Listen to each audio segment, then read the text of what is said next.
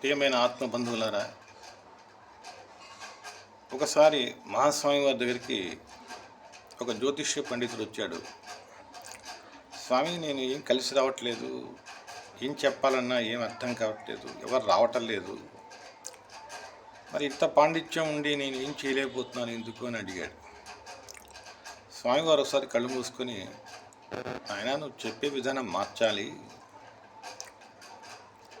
జాతకంలో గురువు నీచంలో ఉన్నాడు, ఉచ్చంలో ఉన్నాడు, శని పాపిష్టిగా ఉన్నాడు, శని ఏడిపిస్తున్నాడు అనే మాటలు మానేసి వారు ఉండవలసిన స్థానంలో లేరు కాబట్టి కొన్ని కష్టాలు వస్తున్నాయి. గురువు ఉచ్చస్థితి నీచస్థితి అనేది ఉండదు. గురువు అంటే సాక్షాత్ అమ్మవారే. శనీశ్వరుడు అంటే సూర్యభగవాన్ యొక్క కుమారుడు, అష్టైశ్వర్యకారకుడు, ఒక క్రమశిక్షణ, ఒక పద్ధతి నేర్పగలటువంటి గురువు ఆయన, తండ్రి లాంటి వాడు. వారిని మనం దూషించకూడదు. కొద్దిగా వారు ఉన్న స్థానంలో లేరు కాబట్టి కొన్ని కష్టాలు వస్తున్నాయి. నీ యొక్క మైండ్ సెట్ మార్చుకొని ఒక పద్ధతిగా ఉంటే చక్కగా రాణిస్తావు. చక్కగా పితృకార్యాలను చేస్తూ తల్లిదండ్రుల యొక్క అనుగ్రహాన్ని ప్రాప్తి చేస్తుంటే ఆటోమేటిక్గా నీ జీవితం బాగుంటుంది. మనం చెప్పే విధానం మార్చాలి. వాళ్ళని భయపెట్టకూడదు.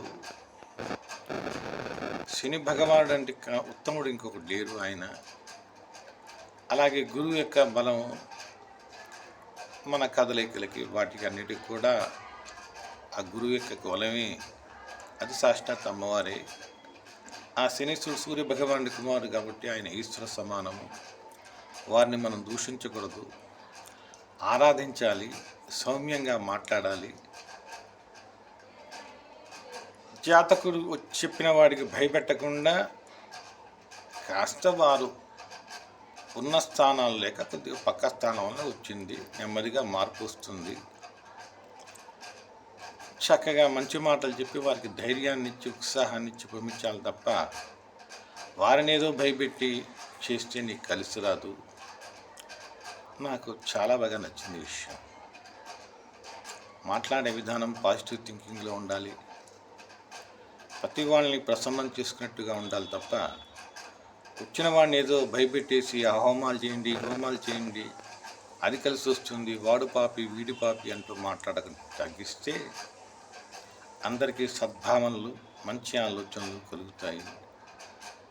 దైవానుగ్రహం ఉంటే గ్రహాలన్నీ మనకి పాజిటివ్గానే ఉంటాయి. దైవం అంటే ఆ గ్రహాలే దైవం. Time is nothing but God. టైమే భగవంతుడు.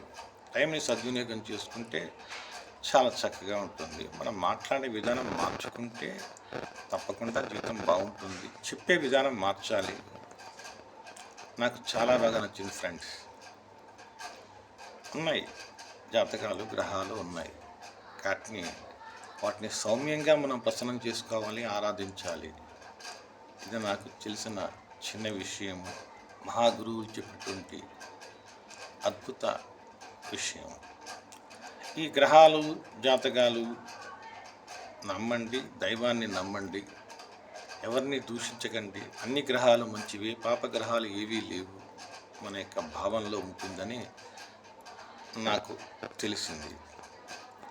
తర్వాత నెక్స్ట్ వీడియోలో కొన్ని ఆ గ్రహాలు, వాటి ప్రాపర్టీస్, వాటి యొక్క స్థానాలు, వాటి గ్రహాలు, దశలు అంతర్దశలు ఉన్నప్పుడు మనం ఏ విధంగా జాగ్రత్త తీసుకోవాలి అని చెప్పడానికి ప్రయత్నం చేస్తాను. సర్వే జనా సుఖినో భవంతు, సమస్త సన్మంగళాని భవంతు. జై భారత్ మాత.